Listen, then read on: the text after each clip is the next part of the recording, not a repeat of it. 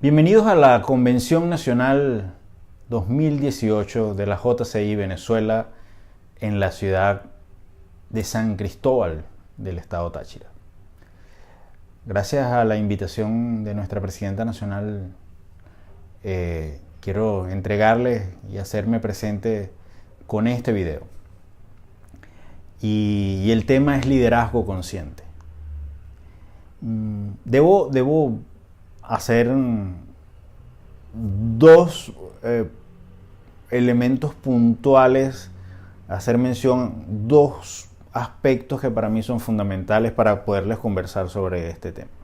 El primero es que en la ciudad de San Cristóbal tuve la oportunidad de desarrollar mi liderazgo y viví en esa ciudad durante 6 años. Además tuve la oportunidad de participar y crear lo que fue en su momento la organización local JCI San Cristóbal. Por otro lado,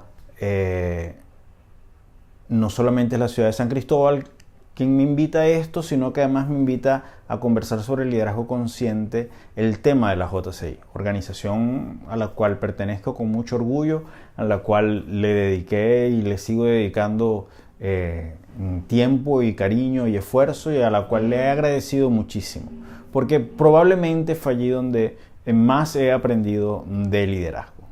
En el pasado decíamos que éramos una escuela de líderes y luego hemos cambiado a mirar la ciudadanía activa como uno de los elementos para distinguir a esta organización. Sin embargo, cuando me invitan a conversar de liderazgo consciente, me doy cuenta de la importancia de la JCI en este tema para mí. Es decir, a pesar de que yo buscaba en los conceptos, en las teorías, en toda la diversidad de conocimiento que había alrededor del tema del liderazgo, lo que marcaba la diferencia era cuando me tocaba liderar.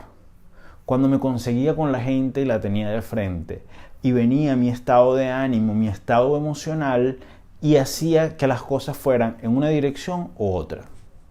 En la dirección sobre mis emociones más productivas y donde elevaba el nivel de los resultados, o donde yo me convertía en un líder que me conectaba con el pesimismo, con la negatividad y con lo que no quería. Y eso me ocurría mucho en los proyectos de la JCI. La JCI me invitaba a eso, me mostraba esto con muchísima frecuencia. Desde los proyectos que me tocó liderar hasta los cargos que me tocó ocupar gracias a la JCI. Así que fue la escuela del liderazgo consciente. El liderazgo consciente hoy, para quienes están en Venezuela, o para los venezolanos que se han ido, o para todos los ciudadanos activos, parte de reconocerse en su estado emocional. Y a partir de ese momento, a partir de ese estado, de saber cuál es mi estado emocional, hacer los cambios necesarios antes de conectarme con la gente. Y poderla llevar a un lugar donde no irían solos, sobre esa definición que tanto usamos en liderazgo, que el liderazgo es el arte de llevar a la gente donde no irían solos.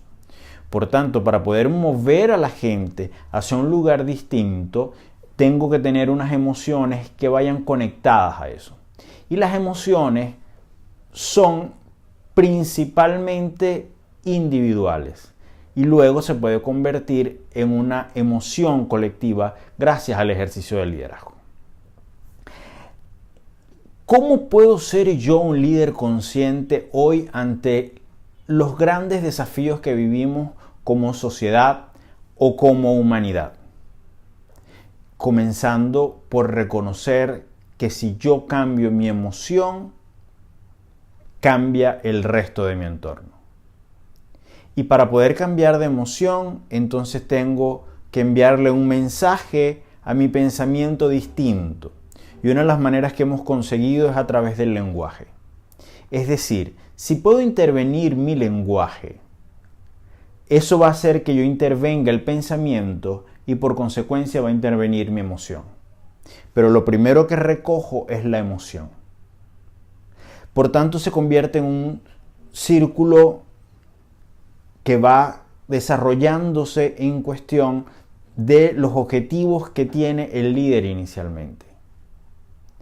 Es decir, hay una simbiosis entre el lenguaje que estoy usando con los pensamientos que estoy desarrollando, con las emociones que esto me crea.